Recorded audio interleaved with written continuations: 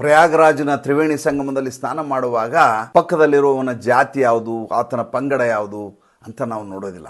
ಆತ ಬಡವ ಬಲ್ಲಿದನ ಅಂತ ನೋಡೋದಿಲ್ಲ. ಕೇವಲ ಮತ್ತು ಕೇವಲ ಪುಣ್ಯ ಸ್ನಾನ ಎನ್ನುವಂಥ ಕಾರಣಕ್ಕೋಸ್ಕರ, ದೇವರ ಜೊತೆ ಅನುಸಂಧಾನವನ್ನು ಮಾಡಬೇಕು ಅನ್ನುವಂಥ ಕಾರಣಕ್ಕೋಸ್ಕರ, ಮತ್ತು ಇಂಥದ್ದೊಂದು ಐತಿಹಾಸಿಕ ಕ್ಷಣದಲ್ಲಿ ನಾನೂ ಕೂಡ ಭಾಗಿಯಾಗ್ತಾ ಇದ್ದೀನಿ ಅನ್ನುವಂಥ ಒಂದು ವಿನೀತ ಸಾರ್ಥಕ ಭಾವದೊಂದಿಗೆ ನಾವು ತ್ರಿವೇಣಿ ಸಂಗಮದಲ್ಲಿ ಸ್ನಾನವನ್ನು ಮಾಡ್ತೀವಿ. ಆದರೆ ಇದೊಂದು ರಾಜಕೀಯ ಅಜೆಂಡಾ ಅಂತ ರಾಹುಲ್ ಗಾಂಧಿ ಮತ್ತು ಅಖಿಲೇಶ್ ಯಾದವ್ ಥರದವ್ರಿಗೆ ಅನ್ಸುತ್ತೆ. ಏಕೆಂದರೆ ಹಿಂದೂ ಧರ್ಮವನ್ನು ಹೇಗಾದರೂ ಮಾಡಿ ದುರ್ಬಲಗೊಳಿಸಲಿಕ್ಕೆ ಸಾಧ್ಯವ ಅಂತ ಇವರು ಜಾತಿ ಜನಗಣತಿ ಅಂದ್ಕೊಂಡು ರಾಹುಲ್ ಗಾಂಧಿ ಓಡಾಡ್ತಾರೆ, ಪಿ ಡಿ ಎ ಅಂದ್ಕೊಂಡು ಅಖಿಲೇಶ್ ಯಾದವ್ ಓಡಾಡ್ತಾರೆ.